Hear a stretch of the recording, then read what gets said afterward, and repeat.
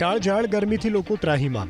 આજે રાજ્યના 10 શહેરોમાં ગરમીનો પારો પહોંચી ગયો 40 ડિગ્રીને પાર। રાજકોટ રહ્યું સૌથી ગરમ। રાજકોટમાં નોંધાયું 42.4 ડિગ્રી તાપમાન, તો સુરેન્દ્રનગરમાં 42 અને અમદાવાદમાં 41.7 ડિગ્રી તાપમાન નોંધાયું।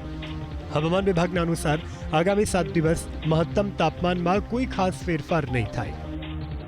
30 अप्रैल से लेकर 6 मई तक इसमें मौसम आमतौर पर शुष्क हो जाने का पूर्वानुमान लिया गया है और जो उच्चतम तथा अधिकतम तापमान है इसमें कोई बड़ा बदलाव नहीं रहेगा अगले 7 दिन तक, लेकिन थोड़ा सा टेम्परेचर मतलब कम होने का संभावना रहेगा।